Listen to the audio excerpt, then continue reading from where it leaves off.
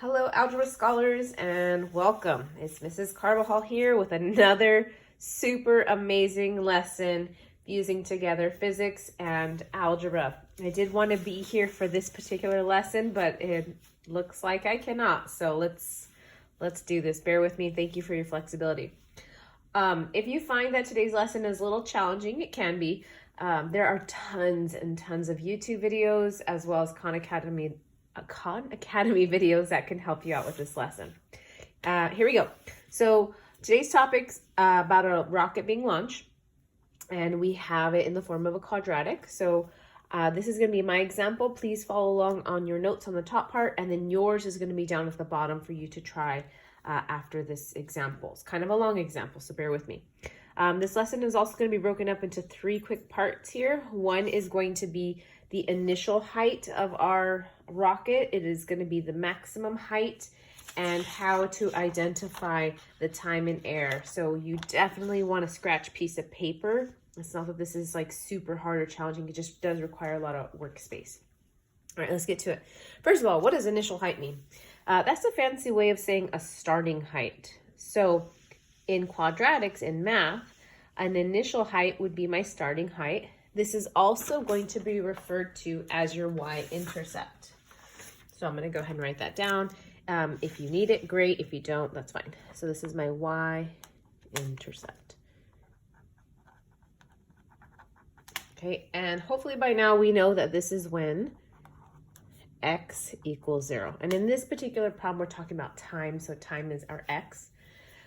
Okay, so let's go ahead and get to this. My initial starting point is when x or t equals 0. So if I wanted to like really over show my work, I can recopy my function, but rather than f of t, I'm going to go ahead and substitute in that 0.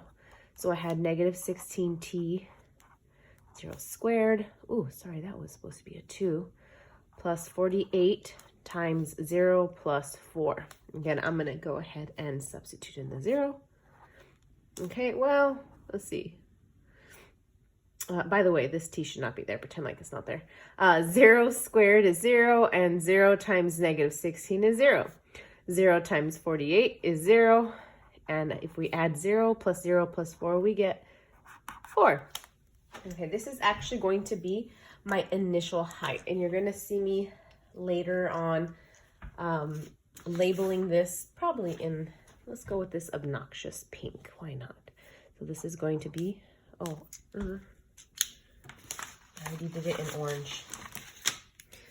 All right, just kidding. This is going to be my initial height. And of course, here we're talking about feet. So once I have that, if I really want to, I can go over here and say, okay, my initial height of the rocket is going to be 4 feet. And I'll go ahead and try to model that in orange later. Okay, maximum height. To find maximum and minimum height, the fancy way of saying that in algebra is we call that our vertex. So I'm going to go ahead and take note that we call that our vertex. Now, if we're talking about a projectile going into the air and coming back down, then this is definitely a maximum rather than a minimum. And the vertex in algebra, just a fun fact, we represent it as h and k. X and y, h and k. Okay, now there's 2 things for our maximum height. We need to know how many seconds it took for the maximum height to occur, and then what is the height in feet of that maximum height. So there is this little formula, vertex formula, that says that the h value, not height, but the h value, I'm going to refer to it as x here. So that h coordinate is negative b divided by 2a. Okay, so I'm going to go ahead and substitute a negative b divided by 2 times a. So what I've done ahead of time is I've acknowledged what my a, b, and c values are. So I'm going to go ahead and plug in my b value according to this formula. And I'm going to go ahead and substitute in my negative 16, the a, according to the formula. If I were to simplify this expression, I get negative 48 is divided by negative 32. I've already done all my calculations off screen, or we can pretend like I did this in my head, and I get 1.5. okay? And so just take a moment here. Once you've calculated that h, that x coordinate, or in this case t, remember this one we're talking about is in seconds, okay? So I'm going to go back over here and acknowledge that my maximum height occurs at 1.5 seconds. Okay, well that's great, but what's the actual maximum height? Now that we know that x coordinate, we can go ahead and substitute it into our formula. So what I'm going to go ahead and do is now find f of 1.5. And very similar to what we did up there, I'm going to go ahead and recopy my formula. I got my positive 48t and 4, and I'm simply substituting in that 1.5. Feel free, if yours comes out as a decimal like mine, feel free to use a calculator. I'm okay with that. Again, I did all of my calculations off screen, but if I were to take 1.5 and square it and multiply it by negative 16, I calculated it to be negative 36. 1.5 times 48, I calculated it to be 72. And then I have my 4. After collecting like terms, let's see, I got 36 plus 4. Ooh, that one actually came out nice. That's called 40. Okay, and again, in this case, we're talking about feet. And I have my coordinate now. So my maximum height occurs at 1.5 feet, and the height is 40 feet. If I want to, I can go back to my little notes here and see that the time in which it took me to reach that maximum height was 1.5 seconds. And that height was 40 feet. Oh, okay. In my opinion, the worst is over. So now we're going to go ahead and do the total time in air. So again, this was our vertex here. Now we're going to go find our x-intercepts. So this is where I turn my page for the last part here. Time in air is just a fancy way of saying, what are your x-intercepts? So I already have my quadratic formula ready to go for my time in air. Again, we can find this by locating our x-intercepts. Again, x-intercept is when y equals 0. So it's like I substituted in 0. All right, let's go ahead. We already know our formula. X equals negative. We got 48 plus or minus the square root. 48 squared minus 4 times a times c, all divided by 2a. Okay, so take your time right there. Just really identifying your example, what your ABC values are. Again, I did all my calculations off screen, and I simplified this to be positive 48 plus or minus the square root of 2,304. Your numbers are going to get really big very quickly, so just feel free to use those scientific calculators. Okay, and then I have that all over divided by negative 32. All right, mine is going to give me a sum of 2,560, all divided by negative 32.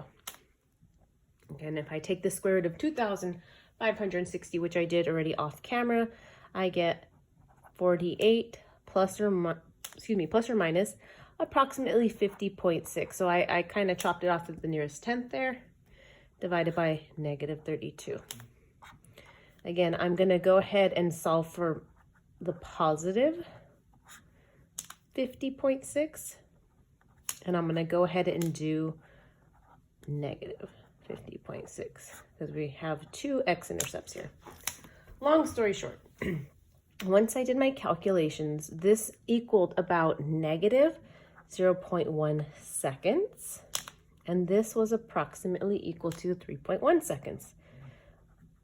Okay, of course, I did simplify them and I rounded it to the nearest tenth, which I would advise that you do if you get decimals. I believe the one I gave you to try does not have any decimals here. You're welcome.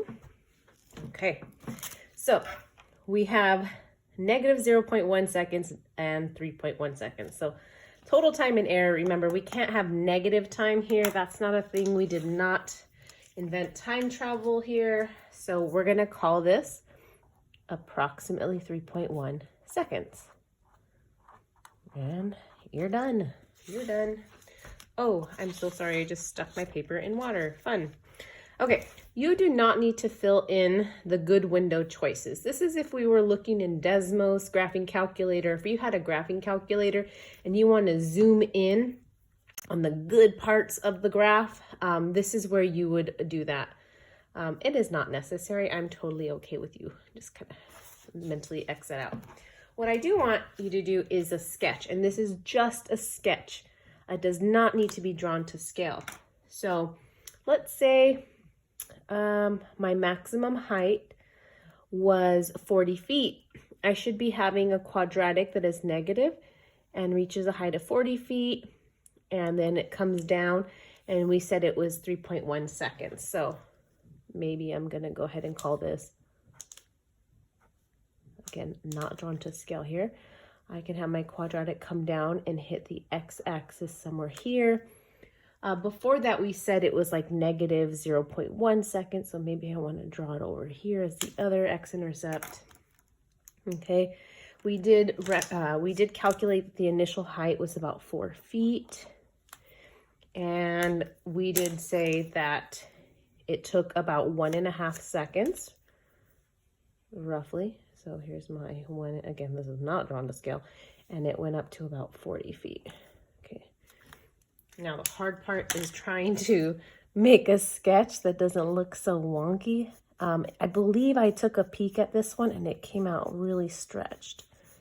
I mean, that's not the best, but that's not the worst. Sorry, that's my neighbor bringing in their trash cans. Okay. Oh boy, that got weird. That got weird. Okay, so we can go ahead and just zhuzh this up a bit. This is my 1.5 or 40. That's my vertex. Bless you. So sorry, my neighbor decided to move things right now, but that's okay. We're just about done here. You have your initial height, which is 4 feet. Again, you could even call that, bless you, 0.4. And then we even have our x-intercept over here at approximately 3.1 comma 0. Okay, so that is it. See if you can get your graph to not look like whatever that situation is. But that's essentially it. So breaking it into those 3 parts. I'll also take a picture of this and leave it in Google Classroom. Okay, have a great day. Now you try yours. Bye.